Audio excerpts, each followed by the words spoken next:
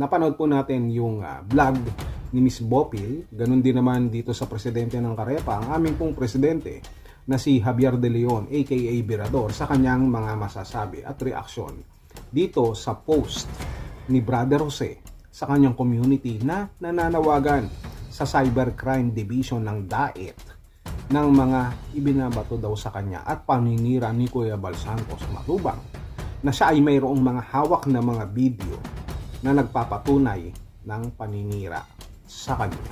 At gusto niyang palabasin na siya ang tunay na inosente. Hanggang saan kaya hahantong ang tagpong ito? Naminahal kita at ako'y ginago mo. And it took a long time bago ako naka-recover. Yan ang madalas kantahin ni Brother Jose. Babasahin natin itong kanyang post at iisa-isahin natin sa kanyang post sa community ng panawagan sa Cybercrime Division ng DAET. Tara. Gagandahan natin para sa iyo, Brother Jose. Sabi ni Brother Jose sa Cybercrime DAET, ito po ang mga paninira ni Kuya Bal Santos Matubang na kanyang itinago sa inyo bago siya lumapit sa inyong himpilan para magmukhang inosente sa kanyang mga paninira. Mangyari lamang po na ako'y inyong tawagan sa page na ito para ibigay ang full video para sa inyong pag-iimbestiga. Patunay po ito na siya ang tunay na mapanira at inamin na niya mismo sa isa sa mga video na hawak ko na siya mismo ang nag-akusa sa akin ng pagnanakaw. Kaya po ako ay sumasagot lamang sa kanyang mga paratang na pawang kasinungalingan lamang. Maraming salamat. Well, matindi pala to si Brother Jose. Talagang mukhang tagilid si Kuya Bal. Tagilid na ba? O medyo tagilid na ang pag-iisip ni Brother Jose. Tignan natin.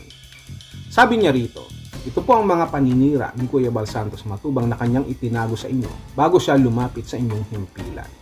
So pinapalabas niya na mayroon siyang mga ebidensya ng mga paninira ni Kuya Bal sa pamamagitan ng mga previous video or live ni Kuya Bal patungkol kay Brother Jose, na itinago daw ni Kuya Bal para magmukhang inosente bago pa lumapit si Kuya Bal sa Cybercrime Division ng DAET. Kaya itinago hindi ang mga video na yan sa kung ano man ang kadahilanan ni Kuya Bal na maaaring ayaw ka na rin niyang mapahiya o kung anumang formality ang nais ilatag ni Kuya Bal o gawin sa pagsasampa ng kaso laban sa inyong tatlong itlog. Ikaw na rin ang nagsasabi, Brother Jose, na ito ay iimbestigahan. Ang tanong dito, doon ba sa mga video ni Kuya Bal na mga sinasabi niya sa iyo, saan ba ito nagsimula? Ito ba ay basta na lang ibinato sa iyo, basta na lang ikaw ay nilive ni Kuya Bal dahil wala nang mga content si Kuya Bal at ikaw na lang ang laging tinatopic or nilalive? Ganun ba? O baka naman mayroon niyang pinanggalingan? O baka naman ikaw talagang nagsimula? Baka nakakalimutan mo. Lahat ng sinasabi ni Kuya Bal doon sa sinasabi mong mga video ay ikaw din ang may kagagawan. Nananahimik ang Kalingap, nananahimik sila Kuya Bal, sila Kalingap Rab, ano ang ginagawa mo?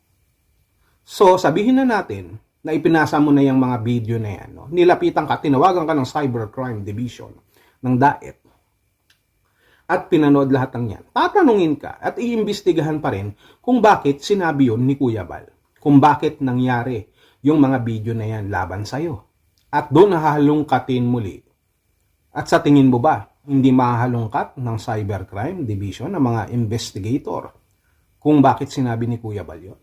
Kung saan nagsimula? Baka nakakalimutan mo.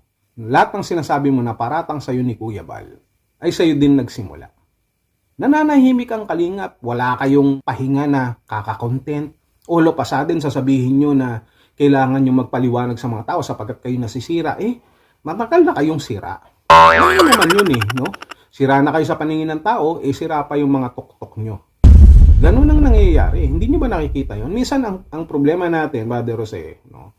Pati yung mga kasama mo dyan, Joel Salcedo, Patatas Boy, no? Minsan, hindi ko alam kung tanga kayo o nagtatanga-tangahan na lang kayo. O nagbubulag-bulagan lang kayo? Aba, tatlo kayo. Kung kayo, pare-pares kayo nagbubulag-bulagan sa mga pinagagagawa ninyo. Paano kayo mag-aakayan na tatlo kung tatlo kayong mahuhulog sa hukay dahil pare-pareho kayong bulag? At ito ang mahirap Minsan, sa sobrang pagpapakatanga natin or tanga natin, hindi natin alam na tayo ay tanga na. Yun, naiintindihan ba natin yan? Bakit ko nasasabi to? Bakit ko nasasabi? Sapagkat hindi natin alam yung tunay na katwiran. Hindi natin alam yung tunay na tama. Ang tagal na panahon na naayos sana yung problema na yan kung hindi kayo nagmamatigas, kung hindi kayo matataas. At lumipas ang mga taon, nagpatuloy ang kalingap sa pagtulong, and all of a sudden, magsasalita kayo dyan. Magbabanggit na naman kayo ng patungkol sa kalingap. Kalingap kayo ng kalingap. Tapos kapag pinatulang kayo, ikinontent kayo, sasabihin nyo na sumasagot lamang kayo. Alam nyo, ang hirap kausap yung mga medyo nagmamarunong no? Yung piling matalino talaga, nakala mo, alam mo lahat. Yung problema doon, dahil sa dami mong alam, hindi mo na alam ngayon kung ano ang iyong alam. Di ba, Brother Jose? Ibibigay mo pa yung mga video na yan, di tatanungin ka lang din, no? Bakit sinabi sa yan ni Kuya Bal? Anong sasagot mo ngayon? Kasi po, sumagot po ako Kasi po, kinontent ko po sila Ganon. Ganon ang mangyayari dun. So, ang mangyayari, ipapahiya mo na naman ang sarili mo. Lahat ng mga sinasabi mo ngayon ay kakainin mo na naman. Ang hilig mo magbukbang. So, pati lahat ng mga sinabi mo kay Kuya Bal, kay Kalingap Rab, sa buong Kalingap, kakainin mo na naman. Hindi nakakatuwa. Sapagkat lahat ng yang kakainin mo na yan, darating ang araw, isusuka mo rin.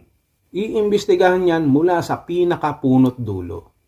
At babagsak yan sa'yo pa rin mismo dahil ikaw ang nag-umpisa niyan. Kung marunong ka lang sumunod, kung marunong ka lang umunawa, hindi sana umabot sa ganyan. Pinapakiusapan ka na, ayaw mo pa. Tapos ngayon dumating ka sa punto na ganyan, hindi mo matanggap. Pero ikaw rin naman ang gumawa ng sarili mong hukay.